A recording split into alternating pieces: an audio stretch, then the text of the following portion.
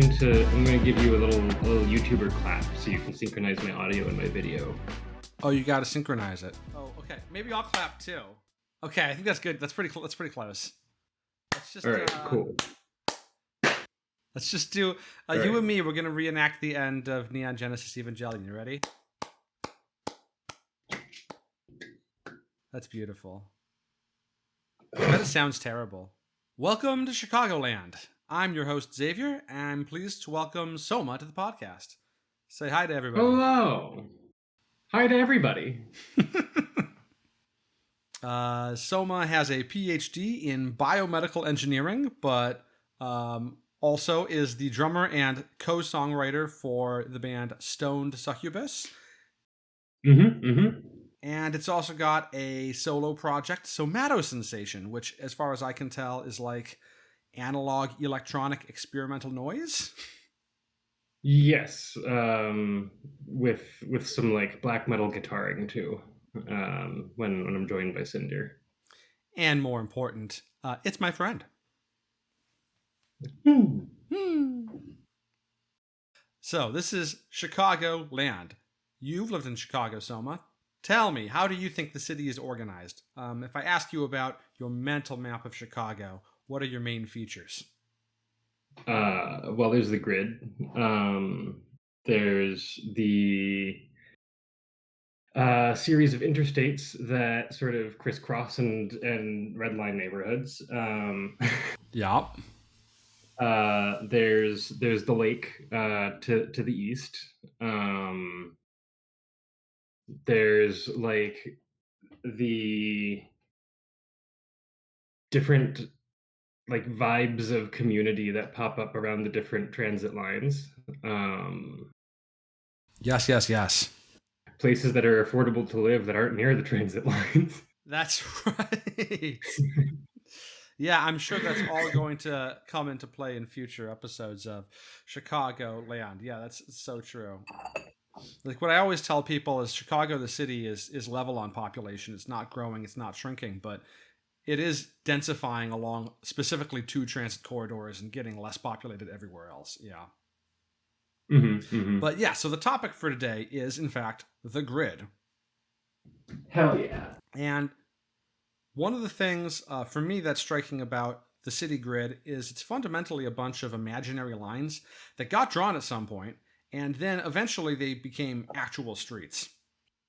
Reified. I had that in my original script, yes. What I'm saying is that it's an artificial organizational system that was projected over the landscape, and then it was carved into the landscape itself by the political and economic forces that came to dominate the landscape. So it's sort of Which was a swamp. Sorry? Which was swamp. And many other things. Prairie, forest. Celery field. Celery fields? Celery fields. Is that true? Yeah, on the north side. No kidding. It was like the German immigrants. If I recall correctly. Okay, yeah. We're big celery farmers up on the north side. And that would have been part of the grid as well. Because the street grid is actually also the national grid in Chicago. It's sort of easy to behave as if the grid is the natural state of our urban landscapes, but really the street grid is a product of the ideological project that's at the core of this country's history. Or at least one of the big ones. So we're kicking off Chicago Land with an episode about one of the most foundational aspects of Midwestern life, the grid. As I said, as a way to organize land, the grid pops up in two places in the U.S. First, you've got the city street grids, where the streets are laid out in grid patterns, and obviously Chicago's famous for it. But also a lot of other American cities have street grids. I mean, almost all of them. Although there's one famous exception, which is the also shows the rule. Yeah, tell me about Boston's grid. It's only in the Back Bay. Only in the Back Bay. The part of it that was pulled out of the water by dumping landfill and creating a new neighborhood. Yeah. Yes. The stuff that they built later. The stuff they built later. The rest is all cow path and deer path, Right. Right. or so the story goes. So the story goes. This isn't Boston land, so I'm going to have to wait to get to that. And of course, we're also looking at the national grid, which covers the broader landscape of the United States as a whole, and Canada to a lesser degree. If you've ever noticed that all the counties in the Midwest seem to be entirely square or rectangular, that's the result of our national grid. But in many cities, including Chicago, the city grid is actually an outgrowth of that national grid. But before we can get to the Chicago street grid, we have to start by learning about how the national grid came about. You keep saying national grid, and I keep thinking of like the power company. That's fair. But no, in this case, we're talking about the grid for organizing land through a series of surveys. Ooh. So I was trying to think of places where grids actually occur in nature, and here's the only like two big examples I could think of on a macroscopic scale. We got a honeycomb, which has hexagons in it, and then some minerals with cubic crystalline structure like this rock salt. Mm-hmm, mm-hmm. So I figured let's start this out with a little bit of Socratic dialogue. What is a grid? To come up with a definition just sort of off the top of my head, Yeah. a repeating organizational structure. There's squares or rectangles. There's cubes there on the right on this display. If you're watching this, there's hexagons with that honeycomb. Yeah, I'm going to go with repeating organizational structure as sort of a working That's definition. what I came up with. I didn't look up the definition though, so we could be off, but it seems right. Organized repeating geometry that I think conceptually like could continue to encompass all space, and I think that's something that's interesting about it as an organizational scheme. I think I'm biased though because of all the reading I did about it. Mm-hmm, mm-hmm. And it's such a pervasive concept in our daily lives at this point. So it's hard to imagine it wasn't always so important, especially the idea of superimposing the grid onto physical matter, onto the land. Mm-hmm, mm-hmm. So the first example that I'm aware of somebody doing this is from China in the Middle Ages. This is a map credited from 1137 CE. It's usually called the Yu Zitu map. And that's my best Mandarin, Okay. sorry. Interesting.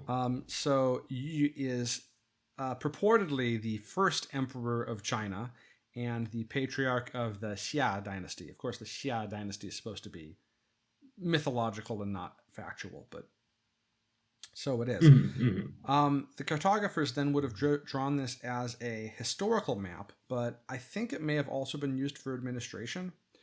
What's really cool is that it was carved into rock, so it's actually also a printing press. Oh. So it's a reproducible map that you can make copies of. I'm really not able to find much more information about it online. I learned about it from one of Edward Tufte's books, and even he is just like, isn't this neat?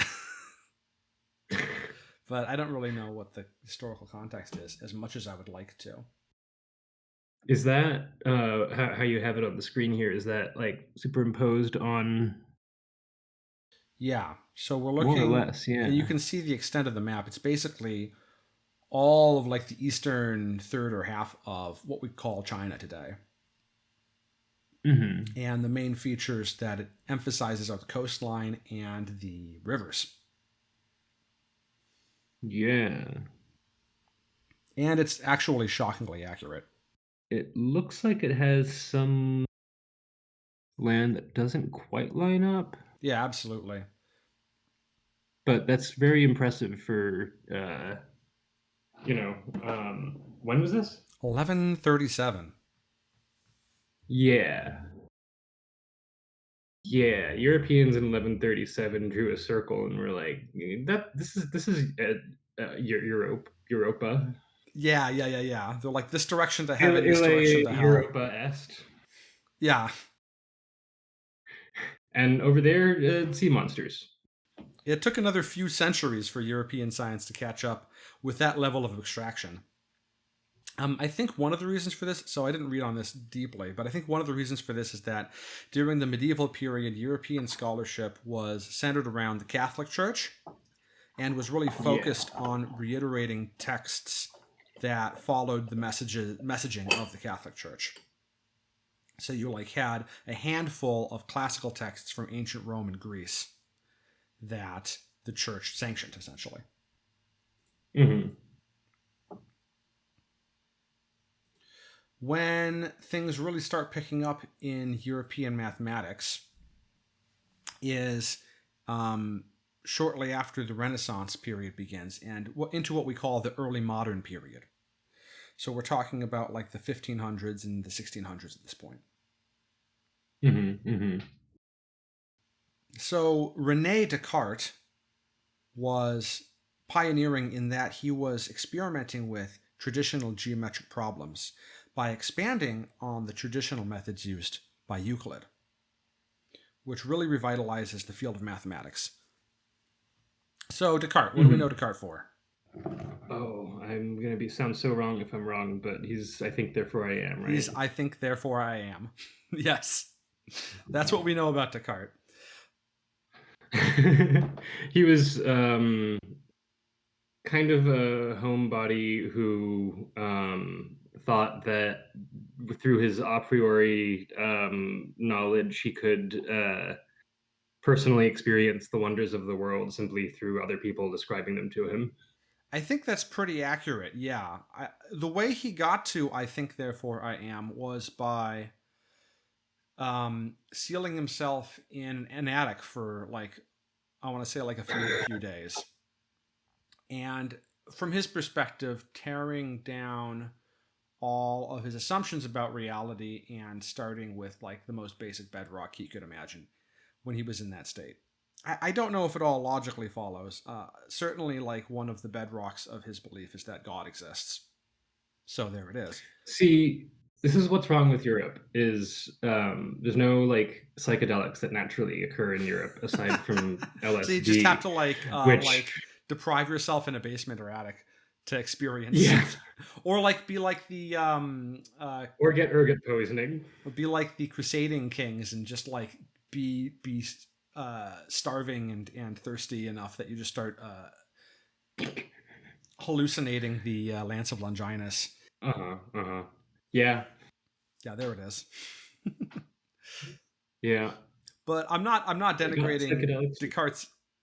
I'm not going to denigrate Descartes' achievements in mathematics. He basically broke European geometry out of the constraints it had placed on itself. So traditionally, you were only supposed to use a straight edge and a compass in order to draw straight lines and circles. And you can do Mhm. certain things with that, but you can't do that much. Or anything parabolic. I think you might be able to do parabolas. I think you can do conic sections, so ellipses and parabolas. I Oh, think are okay, fair game. okay. But like once you get to like a cubic function, like that's straight up out. Mhm, mhm. So he invents new devices for construction, including using straight edges that are combined with hinges, and he uses algebra as a way to analyze geometrical shapes. So he's considered the father of analytic geometry. Mhm. What he doesn't do is draw curves onto a gridded coordinate system, although ironically we call that coordinate system the Cartesian coordinate system today. Mhm, mhm. It's actually Isaac Newton who's credited with popularizing that. Okay. The reason that Descartes didn't come up with the coordinate system could be considered to be partially theological. Descartes believed in a world that extends homogeneously in every direction, that's entirely filled with matter, and he considered Mhm. matter an extension of space. Isaac Newton was influenced by Descartes' concept of a boundless universal space, but he believed the space doesn't need to be occupied by matter. So essentially, he posits like outer space as we'd understand it.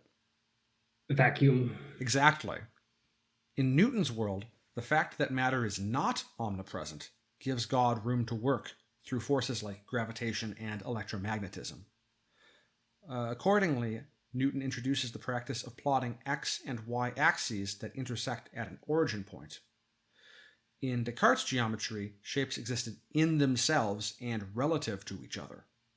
But in Newton's coordinate grid, the axes exist first, which implies the endless empty space. Shapes were only added after the empty space was established. Defining a universal frame of reference. Yeah, exactly. You can see that this early modern science is totally laced with theology, since it was part of the post-Protestant Reformation theological debates that were happening all over Europe. Mm-hmm. For a contemporary atheist like myself, this stuff is hard to parse. So I'm going to call it there, but suffice to say that Newton's infinite grid of empty space gave Enlightenment leaders the tools to imagine the land itself on a grid. Yeah. Okay, we're good with that? I'm good with that. That makes sense. That makes sense. I'm not going to say any more because I'm afraid I'm going to make it not make sense to myself again. I feel like, yeah. I mean, given the fact that Descartes was, using algebra, like I'm wondering, like how much like Middle Eastern mathematicians had sort of the basis for this already. Yeah, that's a great question and not one that I have prepared the material to know. All right, we'll continue with the Eurocentric. Yes, I will continue with my Eurocentrism, correct. Well, I'm going to criticize it. I think it's really important to understand about the Enlightenment that it's like a really middle-class movement. There's certain like scientists who are like, there's scientists and philosophers who are nobility, but a lot of the philosophy is driven by middle-class thought and middle-class anxieties. It's like all about property. Property ownership is what sets the middle class apart from the working class, and John Locke's writings expressed how many of them justified their ownership, specifically of land. Locke's philosophical writing on private property ownership is extremely telling. So I've excerpted part of his writing from Two Treatises of Government. Though the earth and all inferior creatures be common to all men, yet every man has a property in his own person. This nobody has any right to but himself. So that's bodily autonomy. That's what we'd call it now. Except for animals. Except for animals. Yeah. Do animals have bodily autonomy? I mean, that's the whole debate about like veganism, right? Yeah, sure, absolutely. And stuff. As a trained zoologist, I definitely tend to see this as a spectrum. But that just makes me feel better about killing bugs.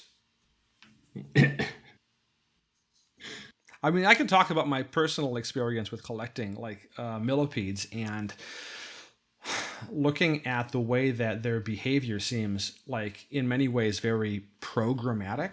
Like they'll respond to a specific stimulus in a specific way, often very reliably, and different species may have fixed differences in how their behavior operates. So for example, two similar species of millipedes which sit underneath logs and don't want to be in the sun, reliably, in my experience, would move themselves over to the other side of the log after waiting for different periods of time.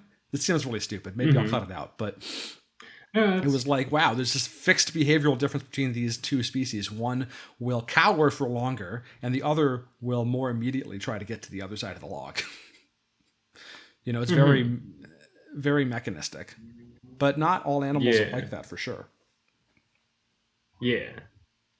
I tend to agree. We're all sort of biological machines, and some of these machines are a lot more complex than others.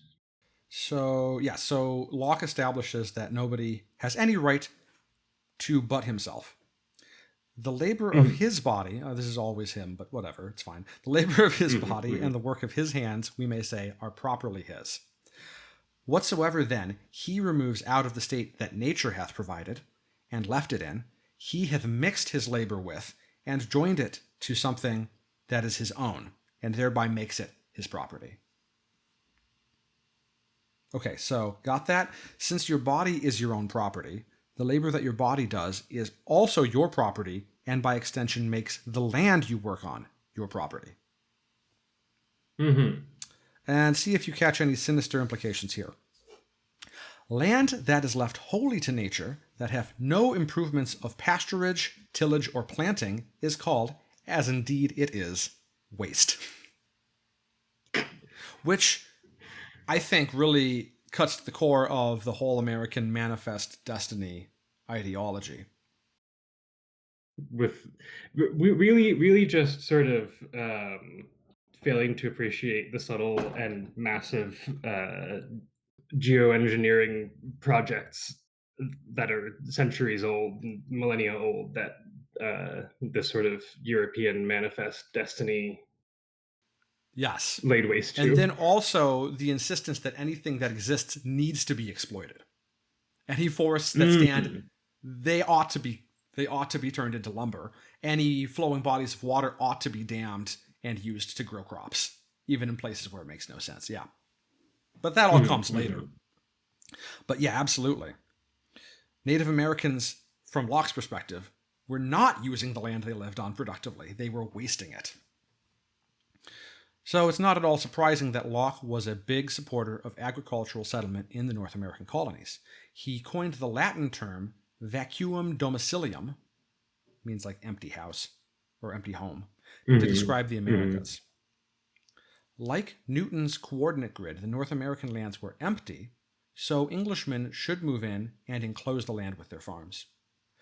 It's no coincidence that Locke was also the first person to suggest using a grid to survey the lands of the Americas. Makes sense. In the words of Massachusetts Bay Colony Governor John Winthrop, the natives in New England enclose no land, so as, if we leave them sufficient for their use, we may lawfully take the rest. So that's our philosophical background there. Yeah, the philosophical justifications of genocide. Yeah. Well, in the way that it's dressed up, in the way that many of these actors at this time, this is going to be like the 1600s, Yeah. are writing about it, it's we're not displacing anybody because there's space for us to move in. Mm. That seems to be what they believe.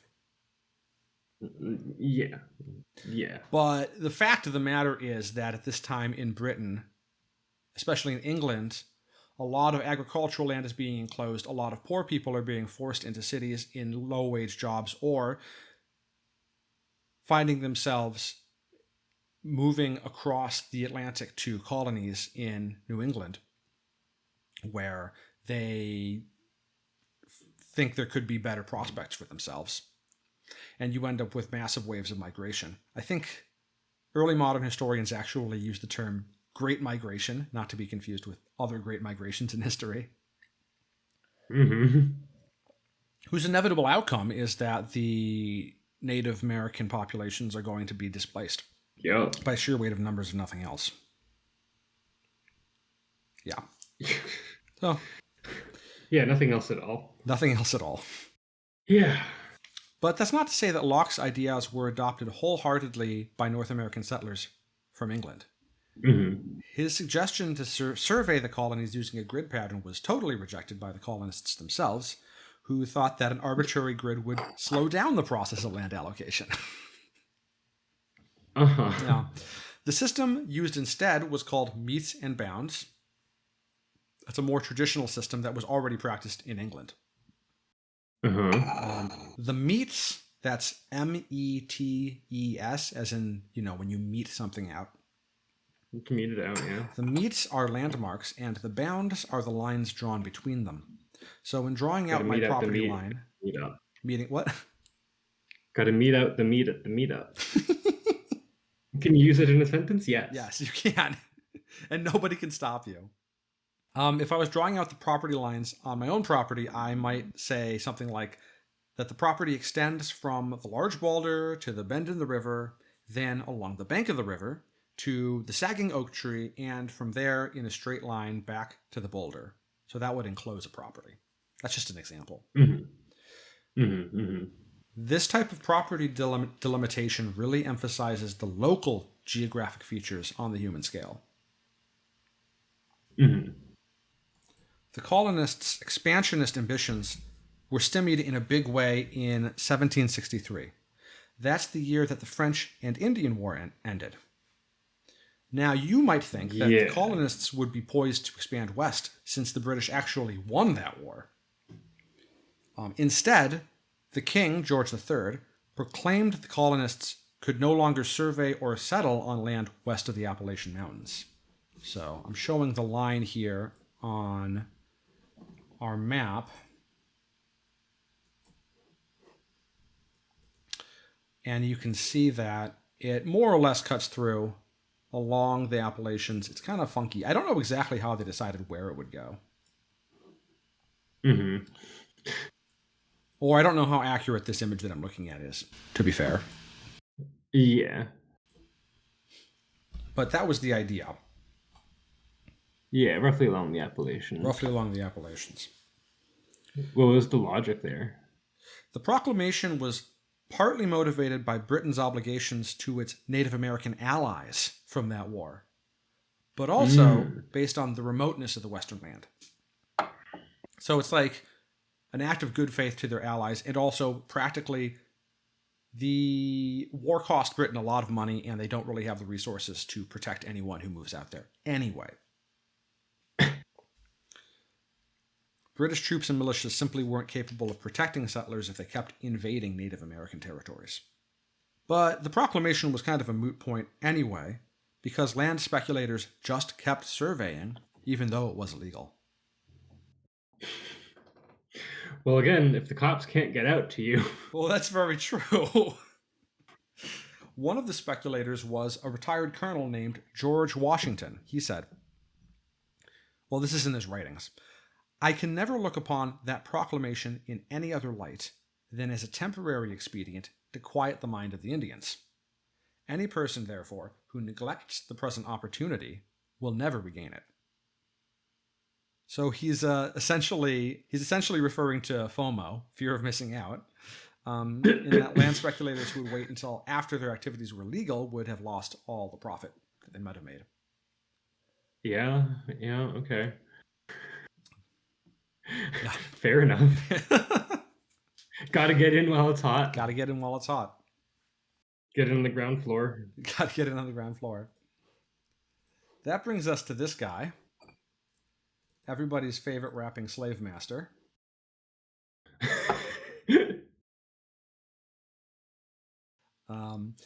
So it's Thomas Jefferson. Yeah. So Thomas Jefferson, more than anybody else, was the driving force behind what became our national grid. Let's clear the controversial stuff out of the way first. The slave owning? Yeah. So these are facts. Jefferson was a Virginia plantation owner who almost certainly fathered multiple children with his own slave. That's Sally Heming. She was a teenager when their relationship began. Oh, and by the way, she was probably also the half-sister of Jefferson's late wife. In modern terms, we would call this grooming, human trafficking, statutory rape, and, it's borderline incest. Yeah. Within Jefferson society, it was called a shadow family.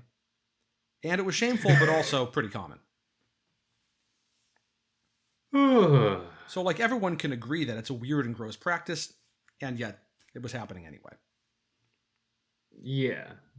Of course. As is often the case with the wealthy. Yes. Everyone kind of knows. Yeah, it's no one can really do anything. Yeah. Of course, Jefferson always claimed that he hated slavery, but he never got around to freeing his slaves. I think he freed like half a dozen, but Oh, he had like over 100. such a shame. Such a shame that I own the mother of my children. Yeah. Yeah, she was never freed. So those aspects of his life and legacy are totally worth discussing, but they're not the focus of this episode. I just had to get that out there anyway. What did Locke, Mister?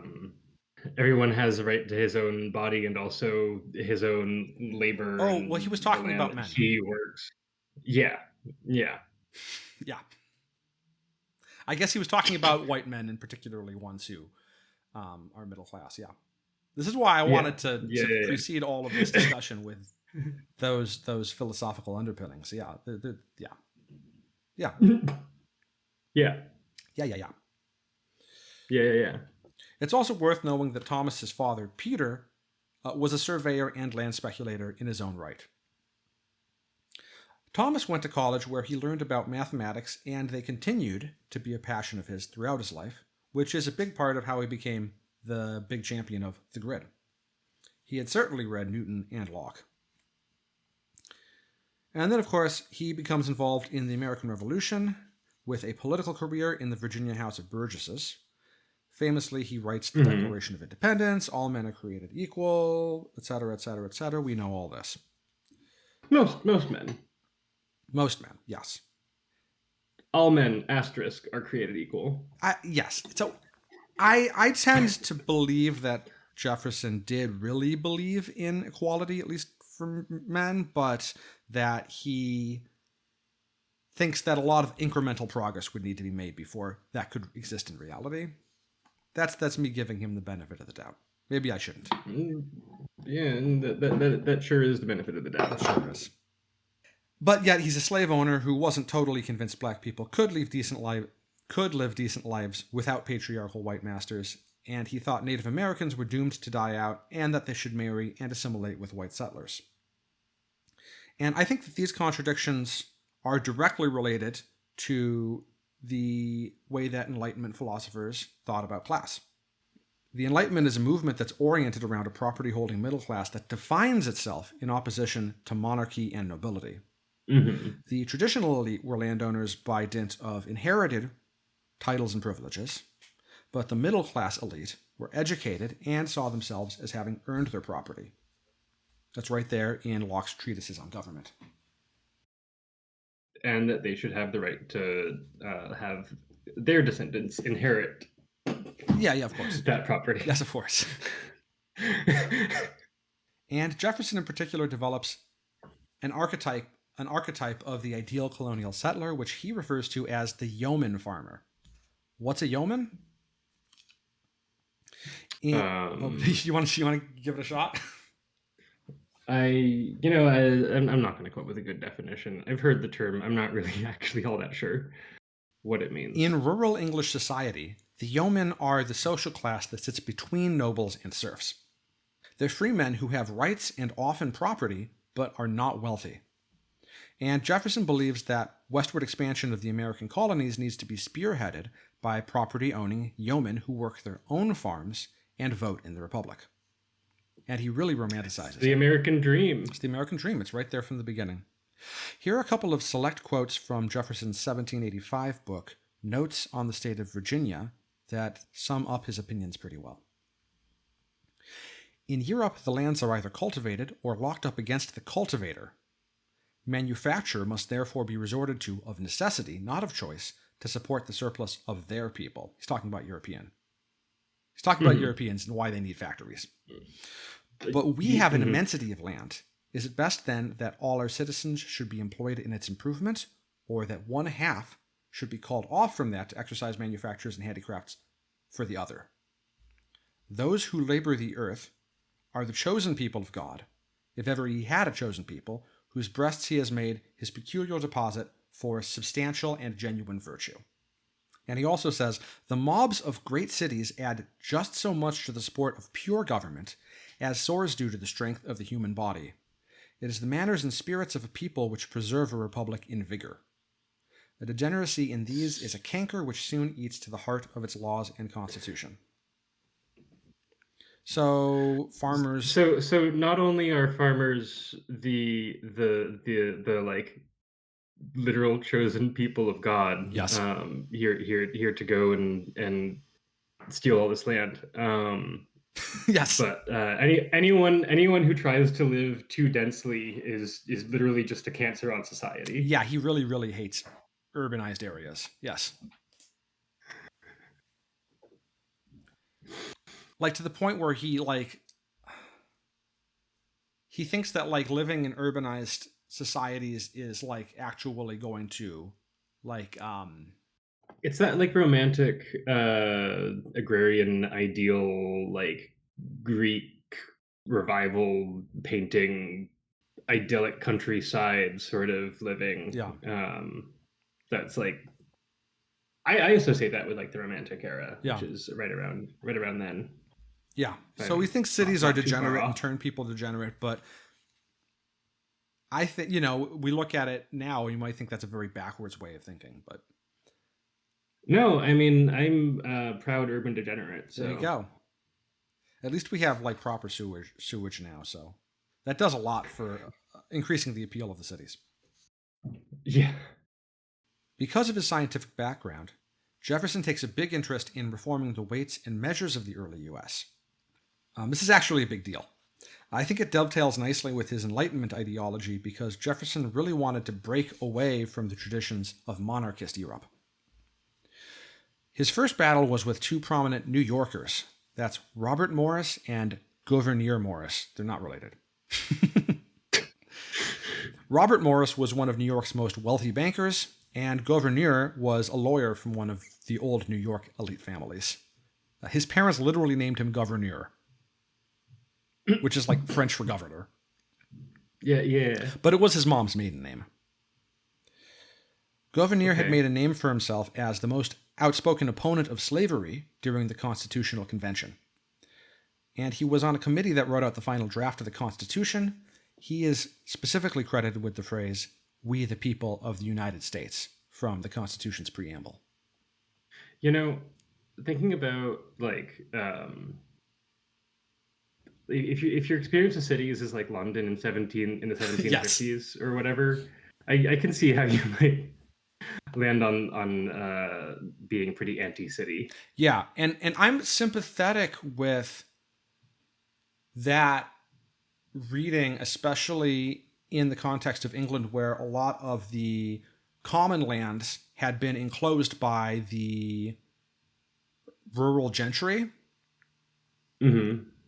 which forced, a sort of series of famines and large migrations within England and outside of England, as I was mentioning earlier. It was a big deal during the early modern period. I'm not sure the solution to that is continuing to enclose more land, but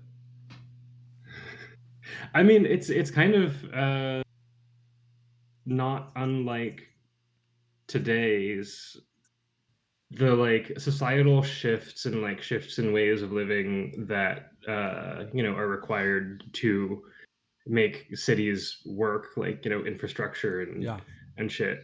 um yeah, you could build more infrastructure or you could just move out to the more countryside, which um yeah, turns out doesn't work indefinitely. So now we've run out of the more countryside and uh have to actually figure out how to live in cities yeah. and build infrastructure. Right, yeah, like as a solution that was always within, on a civilizational span, always a short-term solution because if you cover up all of the arable land on Earth, then there's nowhere else to expand to. Well, okay, Mars. Yeah, Mars is famously arable land, correct? Yeah. The green pastures and crisscrossing canals of the red planet. They do have canals. I read. Have you read Red Mars? No, I have not read It's anything, like the sadly. basis for terraforming Mars, Okay, yeah. like the board game. And it's just very good, and it was fun to like find all these cards from terraforming Mars in the book as I in the trilogy going through it. Nice. like crashing Deimos onto the planet. Yes. Back to the currency plan. Back to the currency plan. At this point, Americans were using a variety of currencies, most frequently the Spanish dollar, which we also know as pieces of 8, which are the coins that could be literally divided into fractions. The two Morrises came up with a plan to create a currency based on 1/1140th of the value of a Spanish dollar. So that's 1 over 1,140. Apparently, that was a common multiple of all the different currencies in circulation at the time, so bankers could directly convert the old coins into new ones. Jefferson thought this was ridiculous and wanted a rational decimalized currency. I wonder why. So in that currency, $1 could be divided 100 ways into cents. That way, the bankers would do the tough math, and everyone else could understand the currency. This was Jefferson's first victory in the field of weights and measures. Still, the non-decimal quarter coin was grandfathered in, since dividing Spanish dollars into quarters was common practice. Pretend that went smoothly. Jefferson's next project was to redefine the basic unit of length. There were two main ideas for how to create a new unit of length based on natural principles. The first was to measure the distance around the Earth's surface and use some fraction of that distance as the unit of length. The distance over 1 degree latitude had already been estimated by the French astronomer Jean Picard a century earlier, so Jefferson calculated 1 second of latitude as being equal to 6,086 feet and 4 inches. He nominated that as the new American mile. Did I say 1 second? Is it 1 second or 1 minute of latitude? A 60th of a degree is a minute. So it should be 1 minute of latitude. 60th of a minute is a second. Okay. Yeah, that's right. It should be the one. How many feet? 6,086 feet and 4 inches. Okay, so that didn't happen. So that didn't happen. It didn't happen. The new American mile. Jefferson imagined that the American mile would form the basis of an American metric system. Dividing the American mile by 10, 100, or 1,000 would create the metric furlong, metric chain, and metric pace. However, while Jefferson was serving as ambassador to France, he met some of the French scientists. Because the distance along the Earth's surface is difficult to measure accurately, the Marquis de Condorcet suggested using the distance traveled by a pendulum that's set up to complete its cycle in 1 second. Jefferson took his pendulum idea back to America, but waited on the French scientists to finalize their new measurement system. He reasoned that if France and America were using the same measurements, that would make them more universal. Unfortunately for Jefferson, the French scientists got cold feet and backtracked to using the circumference of the Earth. Apparently, they thought that the unit of time, a second, was an arbitrary measurement of time, which is true, but also isn't a degree an arbitrary unit of measurement in that case. So there must be more to this story than I understand. But anyway, that killed Jefferson's American metric. Or just some assumptions are being questioned and not others. Yeah, I'm not totally clear on how they got to that conclusion. Despite his failed attempt at trying to define a universal unit of length, Jefferson continued to imagine a mathematically defined United States. Since America was now independent, the proclamation line through the Appalachians was null and void. How then would the new land be organized? Jefferson started with the states, yeah? Apparently, the circle is divided into 360 degrees because of the Babylonian sexagesimal standard. Oh, I love the sexagesimal. Sexagesimal. Sexagesimal?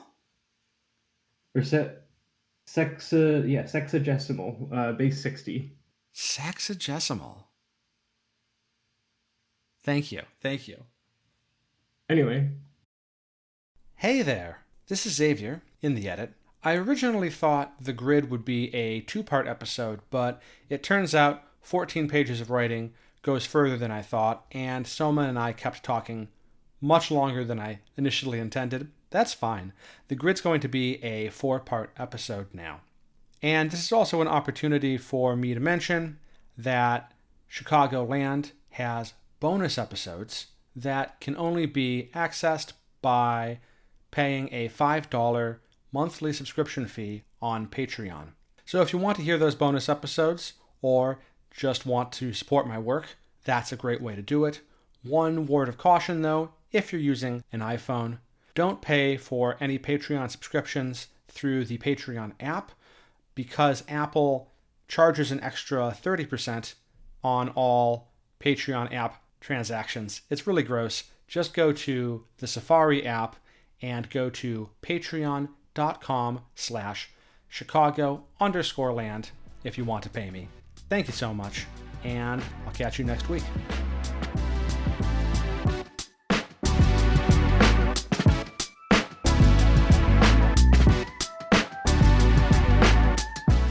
You've been listening to Chicagoland, a production by Articulata Publishing. Chicagoland is written, edited, and produced by Xavier. The Chicagoland theme was composed by Chris Robbin. That's ChrisRobbin.